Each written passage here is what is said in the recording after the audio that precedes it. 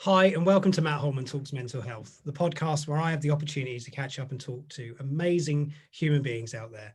Today, I have a great pleasure in introducing Amanda Jayne O'Hare to this conversation. Welcome, Amanda. Hi. Hello there.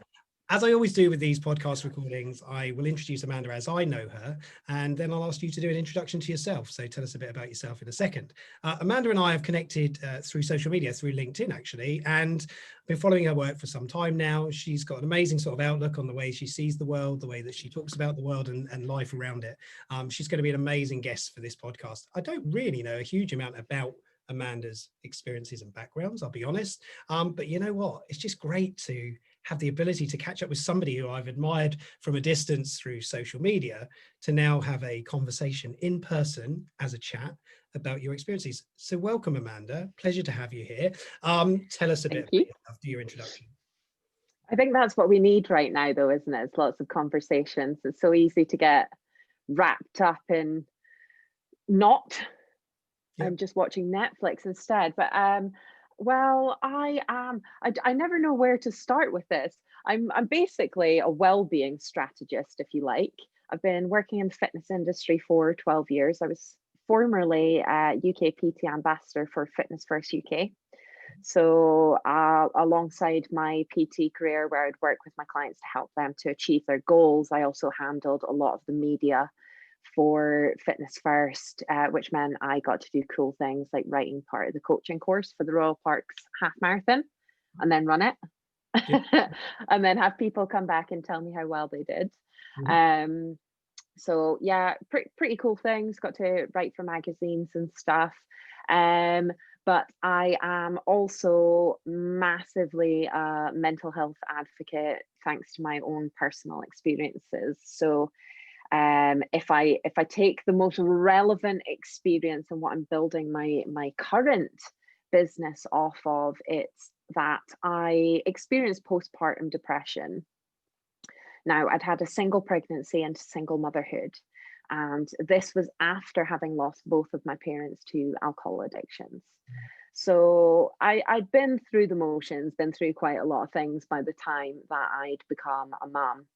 And I experienced more heartache when I'd first had Ruby and I was essentially alone. I'd moved from London to Aberdeen to have my little girl and uh, experienced postpartum depression. I had some remaining members of my family didn't really want to help.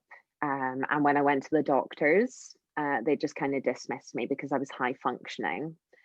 So I know that you were saying that you were quite high flying with your career and you kind of get rolled up in all the successes. And that's what I really identified with. So all of a sudden, my life was completely different.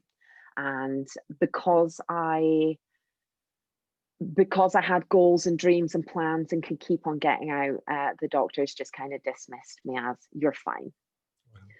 I was sleeping 2 hours a night for about 7 months, most nights, as a newborn single mum doing it alone. Yeah. So when I wasn't getting the help, I took it upon myself to start learning how to heal myself. So I became so well versed in psychology and trauma and human behavior that by the time I did get the psychotherapy that I fought for, which is 6 week, is typically like a 6 week thing through the NHS. I did my debriefing, the bit where you tell them about your, you know, why you're there, Yeah. and she'd been like, oh, I'm gonna have to talk to my supervisor because you've done all the work I would have done with you.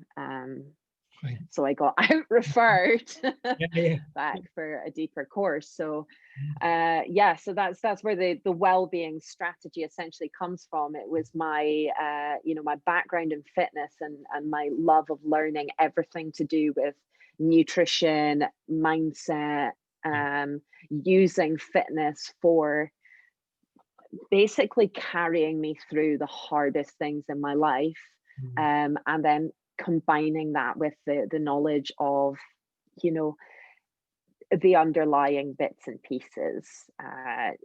And yeah, that's what I do. And why.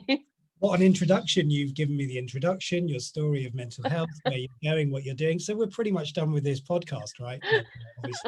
Obviously. So it's fascinating. Thank you so much for sharing that. And I know you do share that publicly, and thank you, and I always love it when people were able to just be open, and let's be honest, this is what we need right now. We need honesty and authenticity.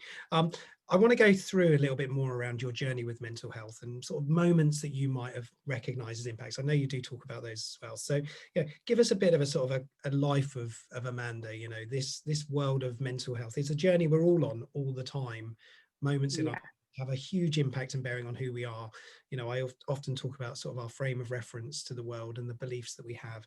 Can you talk a little bit about some of those? Absolutely. I mean, I think the biggest thing I find with mental health is that it's a journey that we commit to Mm-hmm. for life. It's not something that we just that has like an end goal. And I've had so many various different stages. When I was a child, I was kind of overlooked as high functioning because I was running about laughing, joking and things like that, but struggling with the fact that behind closed doors my dad had an alcohol addiction, and we were in and out of hospital all the time, and he could be quite emotionally abusive, really. Not it didn't feel extreme at the time, but whatever way, I felt I had to grow up quite quickly and then go to school and pretend that everything was okay. And when dad did pass away, I remember being at school, and my guidance teacher had pulled me in because my attendance had just basically went through the floor. Instead of knowing that I'd been through that, and sort of asking how they could support, she'd said, I know it's been hard, what with your dad and everything, Amanda, but let's face it, it's almost been a year now. Wow. And she told me that I wouldn't get into university, so I needed to apply for jobs and stuff. And that's kind of where my I'll show you kind of came from, which came with blessing and a curse. Yeah, of course. Really, because I became a massive overachiever and didn't really tap into my emotions because I didn't feel supported in looking into that. So I developed a lot of unhealthy coping mechanisms through my teens and my 20s, Right. before this point that I talked about in the introduction. Yeah. And what sort of things would you say were unhealthy that you were doing at those points? I mean, I partied a lot. So like I was terrible for binge drinking all through my teens and my 20s. I started smoking when I was 14. Which carried like a double barreled kind of attack on my my inner critic going hard on me, because of course I ended up my degree is actually in fashion design. Okay. But I fell in love with the gym when I was at university. So my love affair with fitness began there, because it became my way of coping with the fact that my mum started drinking after my dad died. Right. So it was round two, and it was so painful. I didn't know how to cope with the emotions, or and I wasn't allowed to say that I was bothered by it. It was turned back on me, and it was my fault. And so I would go out and run, but at the same time, I was going out, I was drinking heavily at the weekends, and I was smoking. And even though I wasn't a full-time smoker, it did carry on right up until my late 20s. So it was like my dirty little secret. While I was this fitness professional, I had this life where I was really doing really well. I'd achieved these amazing goals and had this career that I absolutely loved. But at the weekends, I felt I didn't know that I was actually suicidal, because I wouldn't allow myself to feel that way. So I used to put myself in really high risk situations in the hope that someone would take that decision from me. And that was really heavy when I came to that in therapy. Right. Yeah. Wow. Thank you for sharing that as well. And you know, you said the suicidal word, and so can you talk about how you were feeling mentally at that point? What was going through your head? Can you talk about that? I think it was just that the inner critic was loud, so nothing was ever good enough. I always had to do more, be more. Um, at the same time as this is the whole complex trauma thing. At the same time as this, in my early 20s, I developed disordered eating as well, which kind of it died off as I went through my career. But um, and I was just, yeah, I was always doing these things and hitting these goals in the hope that it was going to make me feel whole and take away some of this pain that I couldn't face up to. I just didn't know how to address my emotions because I'd always been shamed out of them or told, "Oh, you're fine." So I would make myself extremely busy and extremely goal driven and achieve them. Yeah. But then whenever I did hit them, I would have this essentially a tumbling breakdown where I realized that that wasn't it. I Yeah. wasn't happy. So I would go to like achieve getting a six pack and think, that's it. That's it. That's going to be it. And then get it. And then just completely break down. And it's hard to describe really what I was thinking and feeling other than just really just lonely, heavy, and miserable because I at that point I couldn't really let myself feel safe enough to actually tap into what I felt, which was why I would binge drink at the weekend so it would numb me out. And the hangover would be the only point where I would really rest, I guess. Wow. The only point, yeah. Yeah. Yeah.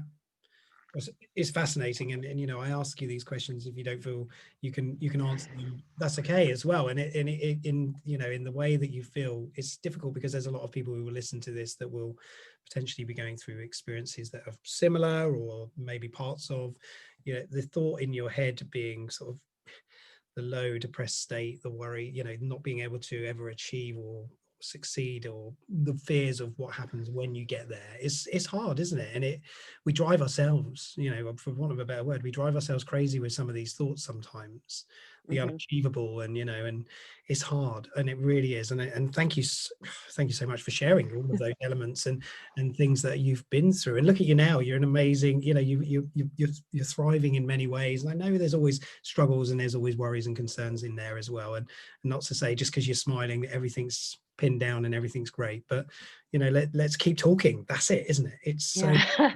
talking.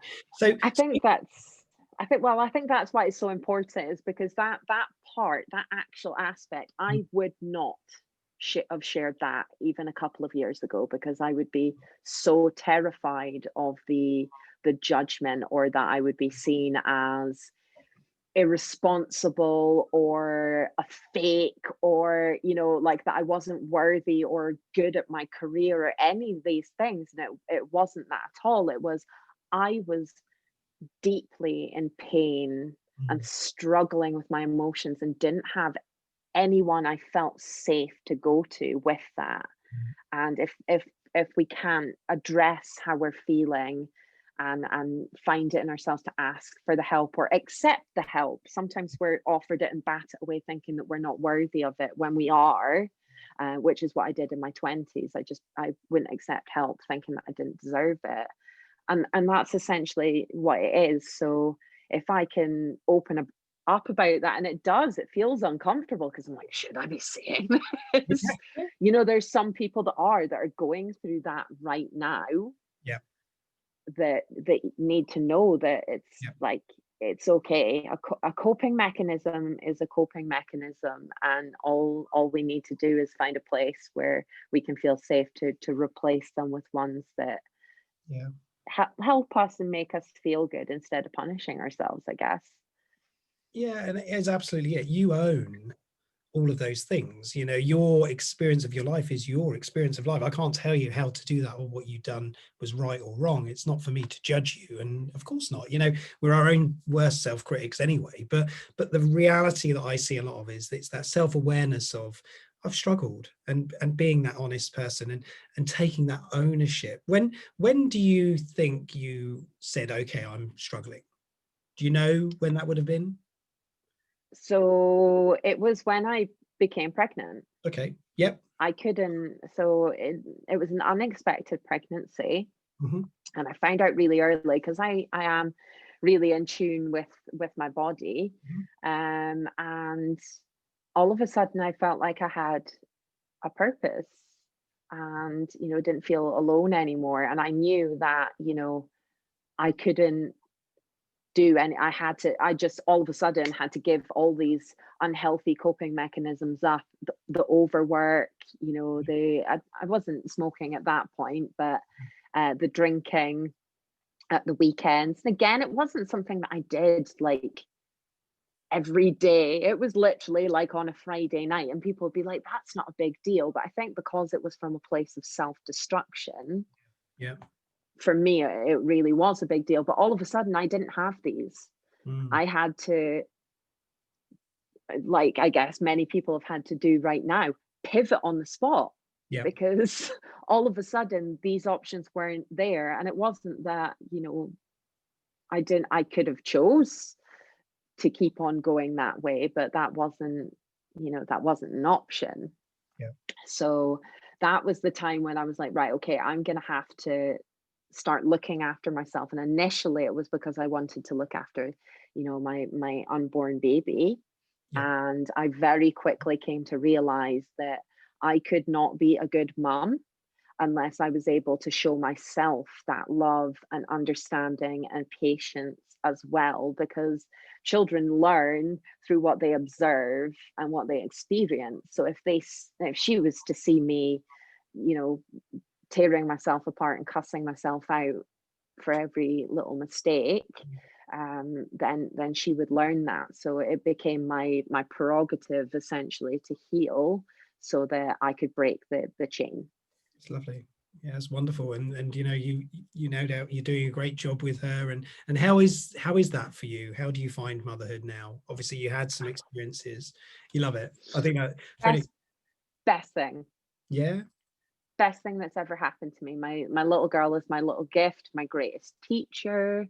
right, You yeah. know, when they're so little, it's a chance to learn again. It's Mm, a chance to learn just sensory experience and how they process the world. There's no reason why we can't hop in on that and kind of look at the world through their eyes. So I take cues from Ruby, and even though I wasn't sleeping very much, I managed to breastfeed for the first 8 months. And we had such a, well, I mean, I talked to her as soon as I knew she was in the tummy as well. So yeah, I created a bond, really, really early. So I'm quite good at, I guess we feed off of each other's emotions. So it made me really aware of looking after my well-being, because I knew that if I was upset and I was anxious, it had a knock-on effect to Ruby. Not only because it changes your milk.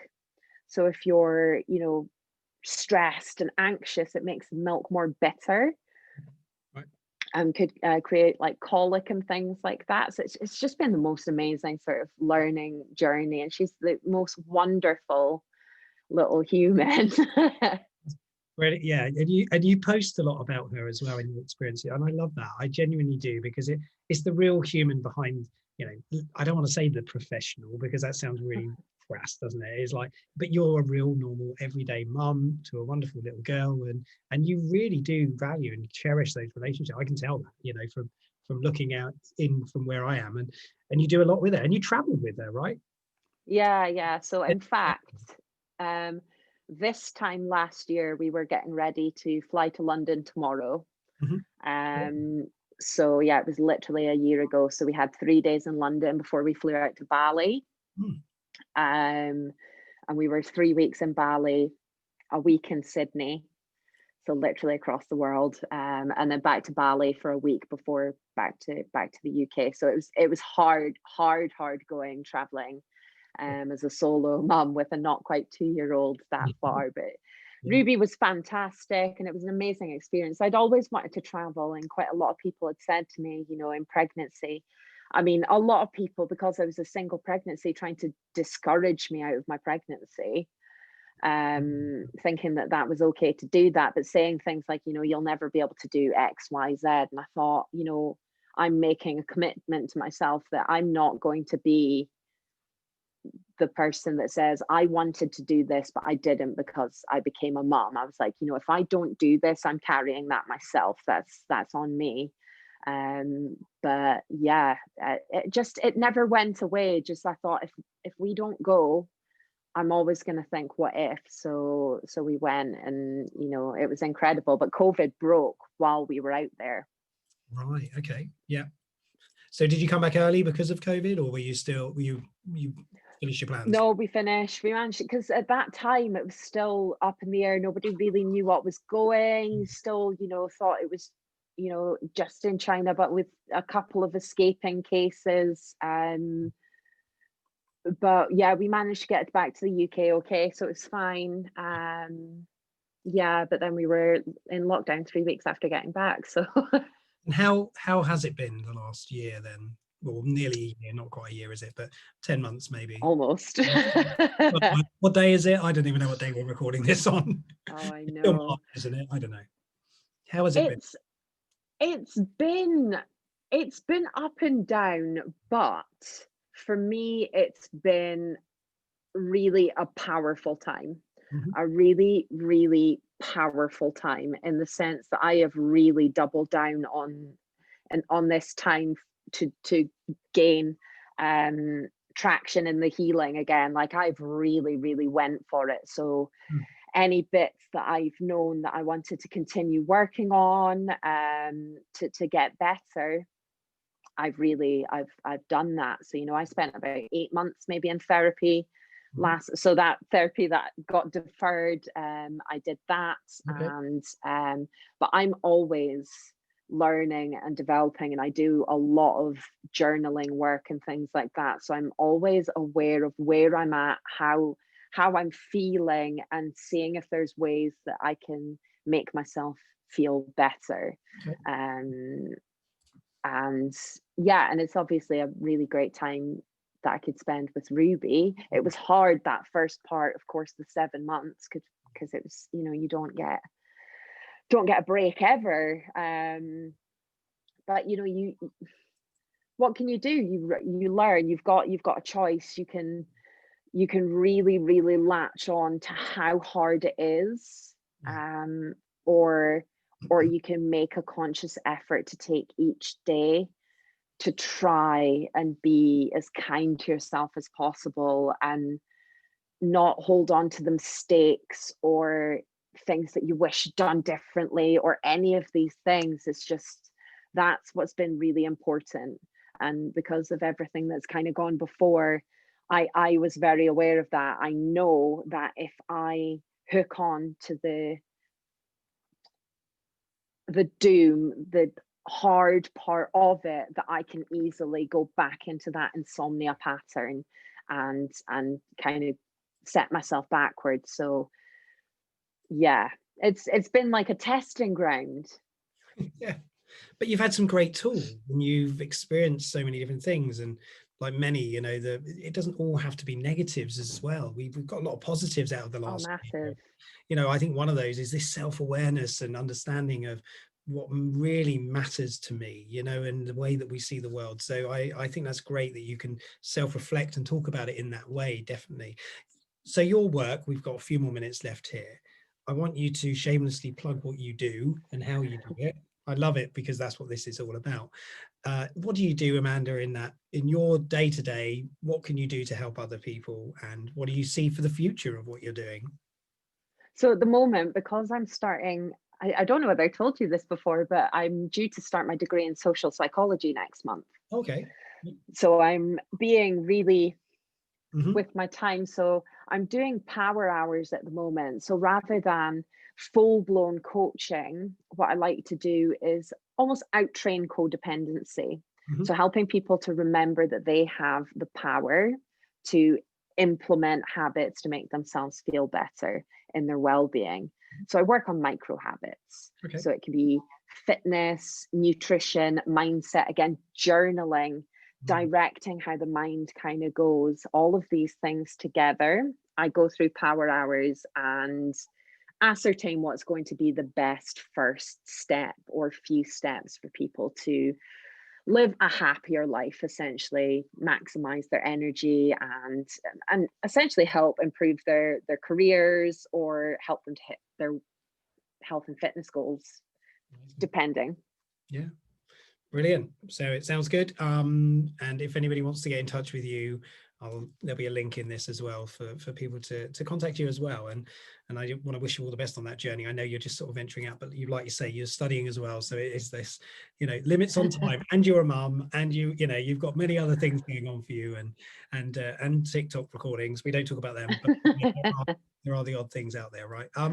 So we're sort of coming to the end, and I'll give you the chance to sort of close out in a second. I just want to say, as I always do in these, I'm so lucky to have such a wonderful network of people who are willing to talk about mental health and be honest and open and explain our real stories, because that's what this is all about. We should never shy away from who we are, because that is it. We are this person, and the person you see in front of you is me, and that's it. So Amanda, I'm so happy that you agreed to become my friend in this chat world, where we chat for real. And yeah, just want to say a big thank you to you, and wish you all the very best for your ventures and for your motherhood and your daughter and everything that you wish for. I hope you achieve it, and I'm sure you will, because you've got that sort of right mentality towards success, right? So any final Thank closing you, words Matthew. about anything you want to say to the people that might be listening? Just to take the space and time to be kind to yourself. Essentially, that's what all boils down to. We can only pour from a cup when it's got something in it, right? Yeah, it's true. Wise words from a wise lady. As I always say at the end of these sessions, if you are struggling, if anybody is listening that does resonate with any of the stories that Amanda's told, or her story, if you are worried about anything, if anything is of concern, Samaritans exist today to help support these conversations too. Please do feel free to reach out to Samaritans. The number's 116123, available 24 hours a day, 7 days a week. Know you are not on your own, and really know that right now, especially in these days where it is challenging for people because of restrictions and everything else. There's always somebody there that will listen and that's willing to talk. And if you want to get in touch with me, please feel free to. Always happy to have chats about mental health with anybody that wants to talk about it. So that's an open invitation for anybody. And finally, please do subscribe if you're interested in these conversations. If you want to see more, there's a lot coming, by the way, and as I'm sure you all see from my constant marketing. Please do subscribe and follow what we're doing. This is all about talking about mental health. Today's been a wonderful chance to talk to Amanda, and I just want to say a huge thank you. Your name flashed up on the screen now, Amanda, because I guess you had a call coming in on your phone. No, my battery went. Okay. That was a bizarre. That was a visual one for anybody that's watching this. Anybody that's listening will have no idea what I'm talking about. But I just want to say a huge thank you. We do the nice little wave at the end, and then we'll say goodbye. So thank you everybody for listening. Cheers, Amanda. Bye bye now.